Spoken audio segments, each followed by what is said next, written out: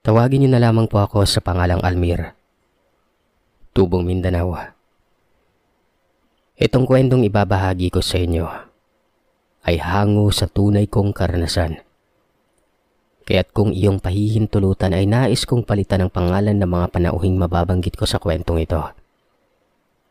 Maging ang lugar, iibahin ko na rin. Gawa ng naroroon pa rin naninirahan ang iba pang kaanak namin. Bata pa lamang ay matalik na kaming magkaibigan ng pinsan kong si Renato. Kaya naman palagi akong nasa bahay nila. Bata pa lamang kasi ay nasa ibang bansa na nagtatrabaho ang kanyang ina. Sa hirap kasi ng buhay ay kailangang lumayot mag-ibang bansa ang kanyang ina para may maipang tostos at panggastos sila sa pang-araw-araw. Wala kasing matinong trabaho ang ama ni Renato dahil sa naging baldado na ang kabilang paa nito. Kumbaga, pa-extra-extra na lamang si Tito Pablo sa pagtatrabaho dahil sa kapansanan nito. Kahit nasa malayo ang ina ng pinsan ko ay hindi naman yun nagkulang sa kanila. Palagi naman silang pinapadala ng pera para sa pangkonsumo sa kanilang bahay at sa iba pa mga pangangailangan. Minsan pa nga, naiinggit ako sa pinsan ko Gawa ng nabibili niyang lahat ng gusto niya. Samantalang ako kailangan kong magtiyaga sa mga bigay-bigay lamang ng kaanak namin. Dahil wala namang kakayanan ng mga magulang kong bilhin ng mga nais ko nun. Nung una ay naging maayos at sagana pa ang kanilang buhay. Lahat ng perang pinapadala ng kanilang ina ay napupunta talaga sa kanilang mga pangangailangan nun. Pero sa paglipas ng mga buwan, ay nagtataka silang magkakapatid sa kanilang ina sa kadahilan ng hindi na ito nagpapadala ng pera. At para bang sa isang iglap, ay bigla na lamang silang kinalimutan. Hindi nila alam ang dahilan kung bakit biglang nagkaganoon ang kanyang ina. Hanggang sa isang araw, nagulat na lamang ang pinsan ko nang biglang dumating ang kanyang ina. May kasama itong lalaki na sa palagay ko ay kaedaran lamang ni Tito Pablo. Mama, ano tong ginagawa nyo? Bakit may kasama kayong lalaki? Sino yung lalaking yan? Narinig kong tanong ng panganay na kapatid ni Renato at halatang gulat rin ito. Maging si Tito Pablo nakakalabas pa lamang ng bahay at iika-ika. Nagulat din at halos takasan na ng dugo sa katawan. Malumanay nang umiti si Tita Wena at binati ang mga anak nito. Pero si Tito Pablo ay hindi nito pinansin. Sa halip ay nilagpasan lang ito ng ina ni Renato at walang kaabog-abog na pumasok sa loob ng bahay habang hawak-hawak ang kamay ng lalaking yon. Nagtatakang napatingin ako kay Tita Wena dahil sa pumunta lamang ito ng ibang bansa para magtrabaho. At halos mag-iisang taon ring hindi nagparamdam sa kanila. Tapos ngayon, nung nagpakita na ito sa kanila ay may kasama na itong lalaki. At sa unang tingin ko pa lang, mukhang may ugnayan ng dalawa.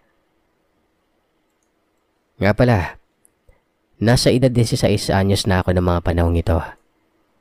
Kaya alam ko na ang mga nangyayari sa paligid.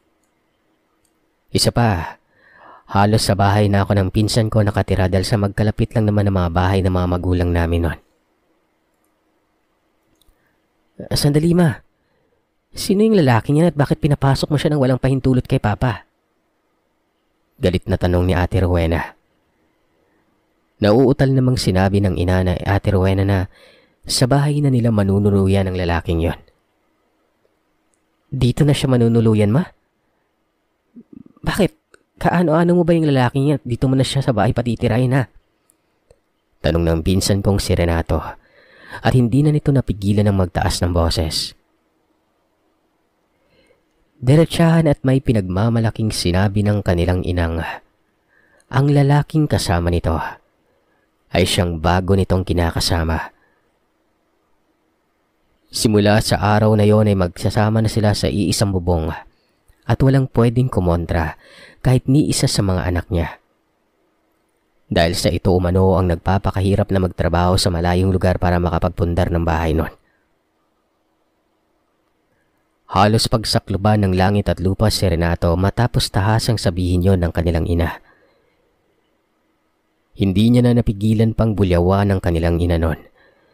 Dahil sa ora mismo ay pinalayas ni Tita Wena si Tito Pablo. Sapagkat simula noong mag-asawa sila, ay wala naman raw itong naitulong sa kanya. Kumbaga sa madaling salita, pabigat lamang si Tito Pablo at walang pakinabang. Nang araw ngang yon ay nagkagulo sa bahay ng pinsan ko.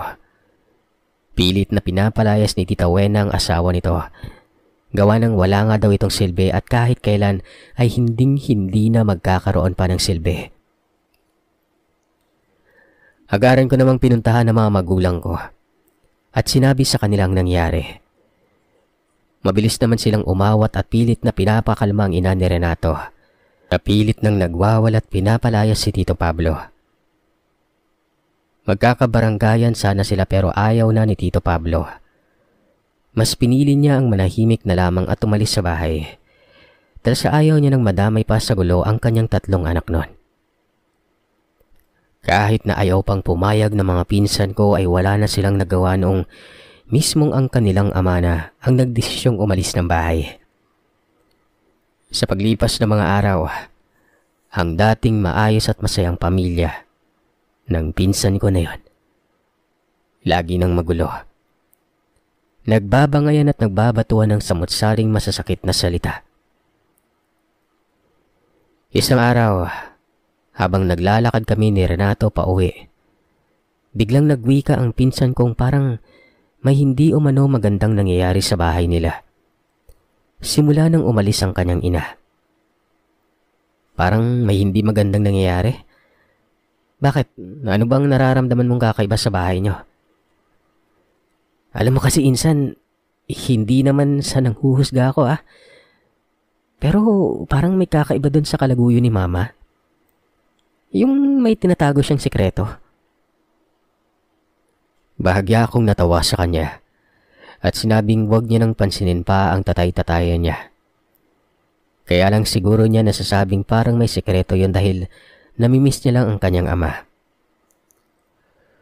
Sunod-sunod na umiling-iling si Renato at sinabi niyang hindi ko raw naiintindihan ang kanyang nais iparating sa akin. Imbis na pakinggan ko umano siya ay tumawa lamang umano ako at pinagsabihan siya noon. Labo mo talaga insan kahit kailan Saad niya. Ano ba kasing gusto mong sabihin? Diretsahin mo na lang ako. Hindi naman ako manghula para hulaan ko kung anong nangyayari sa inyo Alam mo nung simula nang umalis yung ama mo, hindi na ako natutulog sa inyo, di ba? Tumingin-tingin muna sa paligid si Renato at para bang ayaw niyang may makarinig sa sasabihin. Nang mapagtanto niyang medyo malayo pa ng bahagya ang iba naming mga kasamahang bumaba ng bundok nun. Nagkwento ito sa akin. Aniya, may mga gabi raw na nagigising siya dahil may naririnig siyang mahinang pag-atungal sa labas ng kanilang silid ng kapatid niyang bunso nun. Para umano yung asong nanggagalaiti sa galit. Nagtataka siya at naitanong sa sarili kung kanino ang asong naririnig niya. Gawa ng wala naman silang alagang aso nun. Isa pa, siguradong sigurado siyang angil talaga ng aso ang naririnig niya. Nung una, hindi niya nalang muna pinansin ang ingay na naririnig niya sa pag-aakalang baka may nakapasok lamang na aso sa kanilang bahay. At tiyak niya namang palalabasin yon ng kanyang kapatid na si Ate Rowena. Pero habang lumilipas sa mga gabing nagdaan, nagtataka na siya noon. Dahil sa palagi na lamang siyang nakakarinig at para sa kanya, ay hindi na normal ang mga nangyayari. Kaya naman isang gabi, nang magisnan niya na naman ang kakaibang pag-angil ng hayop, naglakas loob na siyang lumabas ng bahay para bugawin yon. Kung sakali mang aso ang hayop na naririnig niya gabi-gabi na umaangil, Pero nanlaki ang mga mata niya. Nang sa paglabas niya ng silid, ay ang kalaguyo ng kanyang ina ang nakita niya sa may bintana. Nakatalikod yun sa kanya. Nakatanaw lamang sa labas ng bintana na parabang ninanamnam nito ang sinag ng bilog at maliwanag na buwan sa kalangitan. Akmang tatanungin niya na sana ang lalaki. Kaya nga lang ay saglit siyang natigilan at napahawak sa seradora ng pintuan ng kanyang silid. Dahil doon niya lang napagtantong ang mga pag-angil na naririnig niya ay nanggagaling mismo sa kalaguyo ng kanyang ina. Anong angil yung pinagsasasabi mo?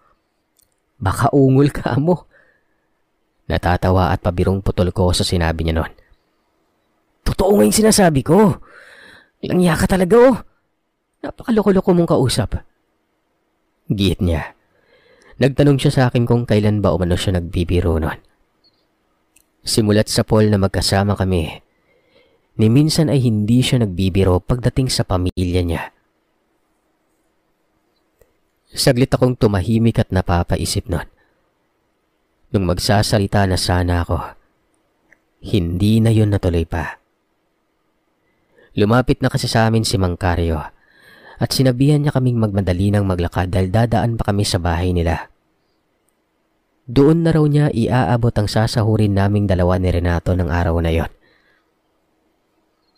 Nagmadali na nga kaming maglakad at nalimutan ko na ang tungkol sa pinag-uusapan naming dalawa ng pinsan ko. Hindi niya na rin naman naungkat yon dahil naging abala na kaming dalawa. Sa paglipas ng mga araw at linggo, nagpatuloy pa rin sa pagbabangayan ng panganay na kapatid ni Renato at ang kanyang ina. Saktong naroroon rin ako sa bahay nila ng araw na magbangayan ng mag-inang yon. Kaya naman gaya ng pinsan kong si Renato, nagbingi-bingihan na lamang din ako. Itinuloy na lamang namin ni Renato ang pagkikwentuhan at hinayaang ang kanyang kapatid at ang inang nagbubunganga. Maya-maya pa, may kumatok sa pintuan ng kanilang bahay. Nung pagbuksan ng pinsan ko ang pintuan, bumungad sa amin ang babaeng hindi naman katandaan. Tansya ko pa nga noon ay nasa 40 mahigit pa lamang yon. Simple lamang ang kasuotan ng babae na ito. Mahahalata mo sa kanyang may pinagdadaan ng mabigat na problema. Ako na ang unang nagsalita at tinanong ko kung sino siya at kung ano ang kailangan niya. Pareho naman kaming nagulat ng pinsan ko na magpakilala sa amin ng babae. At nalaman naming asawa ito ng kalaguyo ni Tita Wena. Nandiyan ba yung nanay niyo? Pakiusap, sabihin mo naman sa kanyang ilabas niya yung asawa ko eh. Gusto ko lang siya makausap. Napagkamalan pa nga akong kapatid ng pinsan ko nun. Tiningnan ko si Renato. Gawa ng hindi ko naman alam ang isasagot. Mangiyak-ngiyak na nakiusap sa amin ng babaeng tulungan umano namin siyang kumbinsihin ang asawa niyang umuwi na sa bahay nila. Dahil naghihintay ang mga anak nila at hindi na alam kung ano ang gagawin. Pasensya na po, hindi ako taga dito eh. Bisita lang po ako ng pinsan ko. Tumingin ang babae sa pinsan ko at todo pakiusap ditong palabasin ang asawa niya. Gusto niya lang itong makausap at kumbinsihin na bumalik na sa bahay nila nun. Alam kong nandito yung asawa ko. Marami nang nakapagturo sa akin na dito ko siya makikita kasama yung babaeng kalaguyo niya. Sige na, tulungan niyo na ako pakiusap po. Walang mangyayari sa inyo masama kung tutulungan niyo ako. Aniya, at hindi na nito napigilan pa ang sariling umiyak. Nang tingnan ko ang babae, malayong malayo ang itsura at pananamit niya sa tiyahin ko. Mahahalata mong probinsyana ang babae dahil sa simpleng kasuotan nito. Samantalang si Tita Wena naman ay daig pa ang nagtatrabaho sa club kung makapagsuot ng damit na halos makita na ang kanyang kaluluwa. Grabe rin kung makapaglagay ito ng kolorete sa mukha. Nakita kong hindi makatingin ng diretso sa amin ang babae. Malikot ang kanyang mga mata na parabang matayo ng manok. Kakaiba rin ang amoy na lumalabas sa katawan niya. Nakakasulasok yun sa ilong.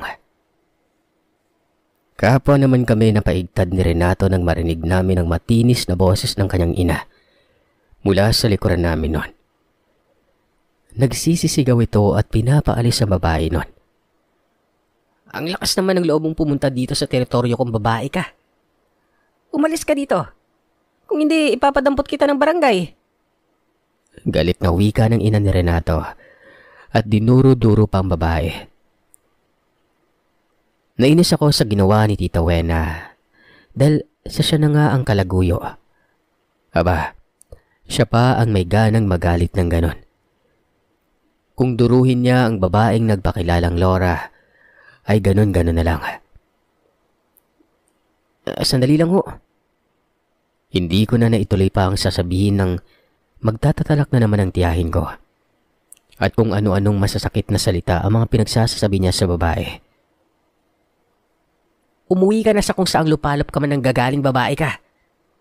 Dahil kahit kailan ay hindi na babalik pa sa iyo ang asawa mo. Bulyaw ng tiyahin ko. At itinulak pa ang babae palayo sa pintuan. Sandali lang. Gusto ko lang naman makausap yung asawa ko eh. Nakikiusap ako sa iyo.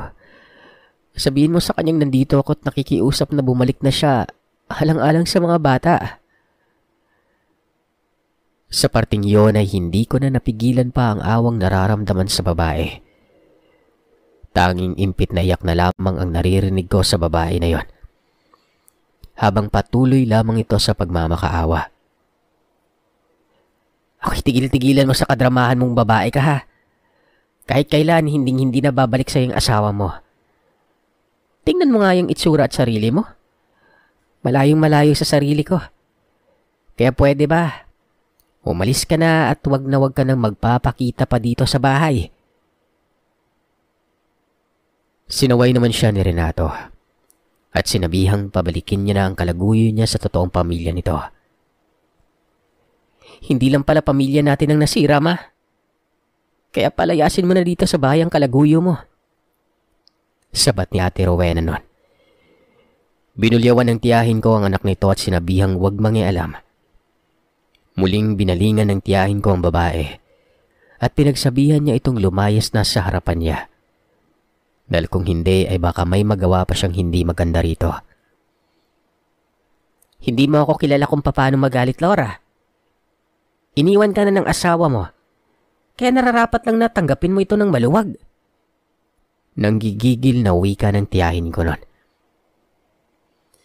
Sa isang segundo lang ay biglang nag-iba ang itsura ni Laura. Ang kaninang napakaamong mukha. Bigla na lamang itong naging, alam mo yun, parang naging kakaiba. Alam mo yung mukha ng parang gagawa ng hindi maganda. Ilang araw kong hinanap at pinagtanong-tanong ang tirahan mo. Ang gusto ko lang ay makausap ang asawa ko. Pero hindi mo ako pinagbigyan. Apat, napakakapal naman talaga ng pagmumukha mong babae ka ano? Ang kapal-kapal talaga ng pagmumukha mo. Sigaw ni Tita Wena at muling dinuro ang babaeng yon.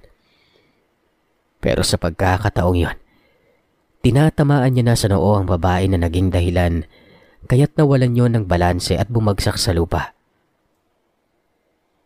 Nakita kong mabilisang tumayo ang babae at matalas sa mga matang tinitigan ng tiyahin ko habang nanginginig-ginig ang bibig nito na para bang may sinasabi at tanging siya lamang ang nakakaintindi at nakakarinig nun. Pumunta ako dito para makiusap sa iyong ibalik mo yung asawa ko. Pero nagmatigas ka. Pinagtulakan mo pa ako. Pasensyahan na lang tayo kung may magagawa man akong hindi maganda. Anya. Matapos sabihin niyo ng babae, ay wala nang sabi-sabing umalis ito at hindi na muling nilingon pa si Tita Wena. Simula ng araw na yon, ay naging mas tampulan na ng usapan ng tiyahin ko. Ikinahihiya na rin siya at halos isuka na ng mga kapatid niya. Lalong-lalo na ng aking ina. Halos ayaw na nga niya akong papuntahin sa bahay ng tiyahin ko dahil sa tindi ng galit na nararamdaman niya. At sa kahihiyan na ring dala ng tiyahin ko sa baryo namin. Isang araw, nagulat na lamang ako nang malaman kong may sakit si Tita Wena. Bihira na lamang kasi ako pumupunta sa bahay nila. Nakita kong namamaga ang kaliwang balikat ng tiyahin ko. Laylay na yon. Nagkaroon na rin siya ng butlig sa buong katawan na parabang tinubuan ng maraming pigsa at nagsisipagputukan ng iba. Nagkaroon din siya ng mga butlig sa ulo at unti-unti nang nalalagas ang kanyang buhok na akala mo ay may sakit na tipos nun. Nang tanungin ko naman ang pinsan ko kung ano ang nangyari kay Tita Wena, ang tanging sagot niya lang ay hindi niya alam. Marahil ay kinarma na ang kanyang ina dahil sa ginawa nitong panloloko sa kanyang ama. Karma? Naniniwala ka ba doon? Tanong ko. Oo naman insan. Naniniwala ako sa karma at malamang sa malamang isa na yung nanay ko sa mga kinarma. Dagdag niya pang wika. Hindi lamang yon dahil gabi-gabi na umano siyang nakakarinig ng isang nakakapangilabot na huni ng ibon. Kada magdadapit hapon na ay may nakikitang ibon ng bunso niyang kapatid. Nakadapo umano sa malaking puno ng langka. Sa likuran ng bahay nila ang kulay itim na ibong may malaking mga mata. Sa pagpatak ng hating gabi, ay doon na yun nag-uumpisang muling humuni at nakakapangilabot umano ito pakinggan.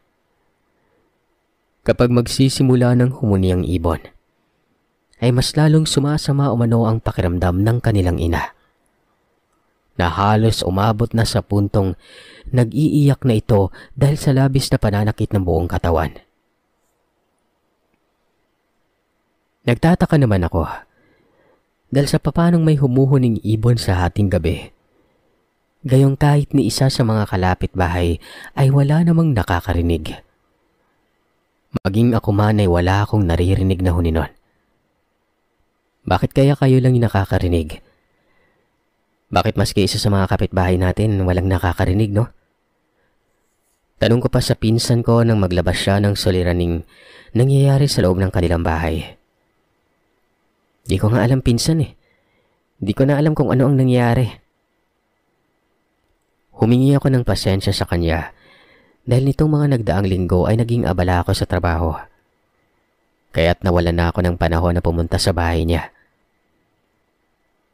Kung hindi pa ako inutusan ng aking ina, ay hindi ko pa malalamang ilang araw na palang may sakit si Tita Wena. Dinala niyo na ba sa doktor? Tanong ko. Tumango siya at nagwikang dinala na raw nilang dalawa ni Ate Rowena ang kanilang ina sa paggamutan. Ayon naman sa doktor nang patingnan nila ang kanilang ina, ay wala raw itong sakit.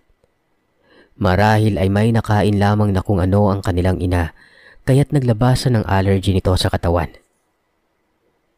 Binigyan lang sila ng gamot na pampakalma sa pangangate at pagngulngol na mga sugat ni Tita Wena. Tinanong ko si Renato kung nasaan na ang kalaguyo ni Tita Wena. Bakit wala ito sa tabi ng tiyahin ko ngayong may sakit na ito? Nababakas ko sa mukha ng pinsan ko ang galit na nararamdaman nung banggitin ko ang pangalan ng kalaguyo ng kanyang ina. Nung una, ayaw niya pang sagutin ang tanong ko pero nung kulitin ko siya ng kulitin ay doon na siya nagkwento. Wika pa niya. Nang gabing bago lumayas ang kalaguyo ng kanyang ina, ay may natuklasan silang pinakatago-tago nitong lihim. Sa kadahilan ng hindi makatulog si Renato ng gabing yon, panay ang paglilikot niya sa higaan dahil sa napakainit umano ng panahon. Maalinsangan at parabang wala man lamang kahangin-hangin ang pumasok sa kanilang bahay. Nagkataon pang may sakit ang bunso niyang kapatid dahil sa ilang gabi nang nagpabalik-balik ang lagnat nito. Kaya naman mas lalo siyang hindi mapalagay. Maya't maya kasi ang pagdaing nito sa kanya at namimilipit dahil sa napakasakit raw ng tiyan nito. Dahil sa init at alinsangang nararamdaman niya, bumangon ito, binuksan ang bintana para sana'y makapasok ang hangin nun. Pero noong binuksan niya na ito, laking gulat niya nang makita niya si Rigor, ang kalaguyo ng kanyang inang, dahan-dahang gumagapang papasok sa bintanang nasa sala. Para yung bayawak na marahang gumagapang papasok sa loob ng bintana nun. Kitang-kita niya kasi yun mula sa bintana ng kanyang silid dahil medyo magkatabi lamang yan. Dahil sa gulat, ay mabilis niyang isinara ang bintana ng kwarto at patakbong lumabas ng bahay. Nang makalabas na siya ng kwarto, nang hilakbot siya at halos hindi makapaniwala sa kanyang nakita. Dahil naabutan niyang nasa tabi ng bintana si Rigor. Patayo pa lamang ito. Punong-puno ng maliit at maitim na balahibong aakalain mong balahibo ng pusa ang katawan. Nanlilimahid rin ito sa langis na animoy pinangligo na nito. Naninilaw ang mga mata na parabang may sakit itong hepa at ilang araw na lamang ay malalagutan na ng hininga. Nakaangil ang lalaki habang nakatitig sa kanya. Nakaawang ang kamay na parabang pusa na anumang sandali ay sasakmalin siya nun. Dahil sa gulat niya ay napasigaw na siya at tinatawag ang pangalan ng kanyang ina. Pero kahit anong pagtawag niya ay hindi siya pinapakinggan ng kanyang ina nun. Kaya naman ang ginawa nito, bago pa man siya sunggaban ng lalaki, ay mabilis na siyang tumakbo sa kusina at kinuha ang itak na nakasukbit. Sakto namang pagkahugot niya sa itak ay siyang pagdamba sa kanya ni Rigor. At walang pag-aalinlangang kinagat siya nito at pinagkakalmot ng matutulis nitong mga kuko. Hindi siya nagpadaig sa takot na nararamdaman. Sa halip ay nag-ipon siya ng puwersa at buong lakas na itinulak si Rigor noong madaganan siya at walang habas na hinatak ang itak. Sa ikalawang paghataw niya ng itak, ay natamaan niya sa braso ang lalaki. Umatungal ito na parang bang sinasakal at hinigpitan ng tali sa leeg niyon. Narinig niya ang pagsigaw ng panganay niyang kapatid at ng kanyang ina. Kaya naman hindi niya na nasundan pa ito ng taga. Nung balingan niya ang kanyang ina at kapatid, ay sakto namang nagkaroon ng pagkakataong tumakas si Rigor. Mabilis na itong kumaripas ng takbo papunta sa bintanang nakabukas. At mabilis pa sa 4:00 tumalon sa bintana, palabas ng bahay. Hahabulin niya pa sana ang lalaki pero mabilis siyang pinigilan ng kanyang ina. Sa nangihinang boses ng kanyang ina, sinabihan siyang huwag niya nang habulin pa si Rigor dahil baka ikapahamak pa niya ang gagawing paghabol rito. Inaway niya naman ang kanyang ina at tinanong kung ano ang tinatagong sekreto ng kalaguyo nito. Sabihin mo sa akin, ma, anong meron sa kalaguyo mo? Ipapahamak mo ba kami mga anak mo? Hindi makatingin ng diretsyo ang kanyang ina. Matapos niyang sabihin yon, pinakalma muna siya bago ito nagsalita. Ayon sa kanyang ina, Sir Seth, aswang si Rigor. Pero bago lamang raw nito nalaman ang tinatagong sekreto ng kalaguyo niya. Hindi umano aakalain ng kanyang inang may ganong klaseng pagkatao palang nakatago ang kalaguyo. Kung alam niya lang raw sana noong una pa, hindi na siya nagpadala pa sa matatamis nitong salita. Humingi ng tawad ang ina nila, Pero naging matigas na ang puso ng pinsan ko. Dahil kahit anong paghingi ng tawad ang gawin ng kanyang ina, ay hindi niya ito kayang patawarin. Dahil inilagay ng kanyang ina ang buhay nila sa panganib nun. Siguro, kung hindi niya man nakita ang kalaguyo nito sa ganong kalagayan, tiyak ay magpapatuloy pa ang kabalbalang ginagawa nito sa baryo. Matapos kong marinig ang sinabi ni Renato, napapaisip ako nun. Binalikan ko sa isipan ng mga usap-usapan tungkol sa namiminsalang aswang umano sa baryo namin. Ang sabi pa nga ng iba, taga-ibang lugar umano ang aswang at dumarayo lamang yun sa baryo namin para maghanap ng mabibiktima. Kaya pala napansin kong sunod-sunod na mga kabataan at sanggol na nagkakasakit sa baryo. Dahil yan sa aking ina. Siya yung nagdala ng kamalasan dito sa baryo na to. Kaya nagkakasakit ang mga paslit at sanggol eh. Kung hindi ko pa nabisto, hindi niya pa aaminin sa aming may tinatagong lihim pala yung kalaguyo niya. Inis na wika ng pinsan ko nun. Bumuntong hininga ako at pinayuhan ng pinsan kong patawarin niya na lamang ang kanyang ina para makapagsimula sila ulit. Pabalang niya naman akong sinagot at sinabihang wag na raw akong mangialam sa buhay nila. Dahil simula nang umalis ang kanilang ama, ay nawalan na rin sila ng amor at respeto sa kanilang inang may kalaguyo. Sa paglipas nga ng mga araw, dahan-dahan nang nangangayayat ang ina ni Renato. Mahahalata mo sa kanyang hindi siya nakakatulog ng maayos sa gabi dahil sa nangangalo mata na ito at parang hirap na hirap siya makahinga. Tita, ayos lang po ba kayo? Mukhang hindi na ako kayo nakakatulog ng maayos ah. Pag-aalalang tanong ko sa tiyahin ko. Matipid niya akong nginitian at nahalata ko sa kanya ang sakit na nararamdaman. Pansin kong hindi siya inaaruga ng mga anak niya. Dahil sa kahit na hirap na siya sa kanyang sakit ay siya pa rin ang gumagawa ng gawaing bahay. Insan, hindi ka ba naawa sa nanay mo? Bakit hindi niyo uli siya dalhin sa ospital para mabigyan man lang ng gamot? Ilang beses ko pa siyang kinumbinsing patawarin niya na lamang ang kanyang ina. Kalimutan na nila ang nakaraan. Tutal naman ay mukhang nagsisisi naman na ang kanyang ina sa pagkakamaling nagawa nito. Kaya mo siya, insan. Ginusto niya ang nangyari sa buhay niya eh. Sinaktan niya at niloko niya si Papa. Kahit nabaldado pa yung isang paa nun, nakikita kong pilit pa rin nagtatrabaho si Papa para walang masabit si Mama. Pero siya, nakapunta lang sa abroad at nagkapera. Kinalimutan niya na yung pagsasakripisyo ng ama namin. Mas lalo nang lumala ang sakit ng tiyahin ko. Pati na ang mukha nito ay may mga maliliit na butlig na rin na nag-umpisang kumalat.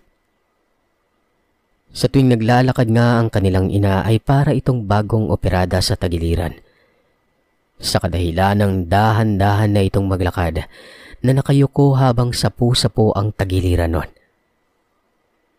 Naroroon kasi ang napakalaking bukol na hindi pa pumuputok. Kaya yun ang iniinda ng kanilang ina. Nung matingnan naman ng mga doktor na sumuri, sinabi lamang ng doktor na pigsa lamang umano ang bukol sa tagiliran ni Tita Wena. Pinayuhan lang sila ng mga pagkaing dapat iwasan ng tiyahin ko. At ayon pa nga sa doktor ay wala sila makitang sakit sa tiyahin ko na yon. Naipalaboratory na ang tiyahin ko pero wala silang makita. Kaya bakit nagkaroon ng mga hindi maipaliwanag na lumalabas na butlig sa buong katawan niya? Tumulong na rin ang aking ina sa pag-aasikaso kay Tita Wena. Dahil kung minsan ay natatakot nang lumapit ang mga pinsan ko sa kanilang ina nun. May mga nagsasabi na ring dalhin sa manggagamot si Tia. At baka sakaling kaya pa itong pagalingin ng albularyo. Dahil kung hindi alam ng doktor ang kanyang sakit, malamang sa malamang ay baka hindi nga normal na sakit ang nararamdaman ng tiyahin nun. Matagal-tagal muna bago dinala sa albularyo ang tiyahin ko. Hindi kasi ito naniniwala sa mga albularyo o sadyang sinabi lamang nito na hindi naniniwala. Dahil alam niyang malalaman ng albularyo ang gagamot sa kanya na minsan na siyang nagkaroon ng kalaguyong aswang. Baka yun ang iniiwasan niyang matuklasan ng lahat. Dahil sa ayaw magpadala ni Tita Wena sa albularyo, wala silang nagawa, kundi sundin ang utos nitong huwag umanong dalhin sa albularyo. Hindi naman raw kasi totoong kayang magpagaling ng mga albularyo nun. Pero kahit na nagmatigas si Tita Wena na huwag pumunta sa pagamutan, ay naging makulit naman ang aking ina. Dahil nga sa pangungulit niya ay wala nang nagawa pa ang tiyahin ko, kundi ang sundin ang kagustuhan nitong dalhin siya sa albularyo. Ayon pa nga sa pinsan ko, Sir Seth, pagkarating nga raw nila sa albularyo at natawa si Tita Wena, nalaman nilang kinulam ito. At hindi lang yon, dahil niyanggaw rin si Tita Wena. Sobrang galit umano ang nararamdaman ng mangkukulam kay Tiyang, at wala itong balak na buhayin pa siya. Bakit ngayon niya lang dinala ang babaeng ito? Huli ng lahat? Tanong ng albularyo. Anong ibig niyo pong sabihin? Balik na tanong ng aking ina. Pasensya na pero tingin ko'y mahihirapan na akong alisin ang kulam at pangyayanggaw sa katawan ng babaeng ito. Kung sakaling matatanggal ko man ang kulam o ang pangyayanggaw na ibinaon sa kanyang katawan, hindi ko maipapangakong gagaling pa siya. Hindi na magtatagal ang kanyang buhay. Sandali ho, baka naman po may paraan pang gamutin ang aming ina. Pakiusap ni Ate Rowena nun. Pasensya na talaga, iha. Pero wala na talaga ako magagawa pa. Kung sana'y napaagang pagdala ninyo rito ay baka sakaling kaya ko pang gamutin ang nanay nyo. Ani ng albularyo sa kanya. Parang binagsakan ng langit at lupa ang naramdaman nilang magkapatid ng mga sandaling yon. Sa kadahilanan kung naniwala lamang sila kaagad sa sinabi ng aking inang dalhin sa albularyo si Tita Wena. Hindi sana'y nagamot kaagad ang kanilang ina. Sana pinilit na lamang raw nila ang kanilang inang dalhin ito. Magsisihan man sila, ay wala na rin namang magagawa pa at mapapala. Dahil wala namang may gusto sa mga nangyari. Humingi ng paumanhin ng albularyo at ang tanging payo lamang nito sa kanila. Iuwi ang kanilang ina. Alagaan ng mabuti hanggang sa abot ng kanila makakaya. Dahil bilang na lamang umano ang araw nito sa mundong ibabaw. Dahil hindi kinaya ng katawan ni Tita Wena ang yanggaw na ibinaon ng aswang. Masyado na kasing malala ang sakit ng kanyang ina't butot balat na rin ito. Na halos lata na rin ang mga sugat nito sa katawan. Napakalansa na ng amoy na nanggagaling sa katawan ng kanilang ina. Ilang araw ang lumipas. Tuluyan ng pumanaw ang kanilang ina. Pero bago pa man ito pumanaw ay nagkapatawaran na sila. Maging ang kanilang ama ay pinatawad na ang maling ginawa ng kanilang ina noon. Nabalitaan rin nila mula sa albularyo na ang taong kumulam sa kanilang ina ay ang mismong asawa ng lalaking kinalaguyo nito. Ang aswang naman na yumanggaw sa kanilang ina ay ang mismong kalaguyo niya. Simula noong pumanaw ang kanilang ina, ni anino ng kalaguyo nito ay hindi nagpakita.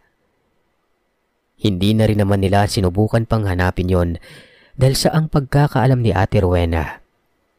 Tagakapis ang lalaking kalaguyo niya. Nag-iwan ng malaking dagok sa buhay at usap-usapan sa baryo ang nangyari sa tiyahin ko. Ilang linggo rin yung pinag-uusapan bago natahimik.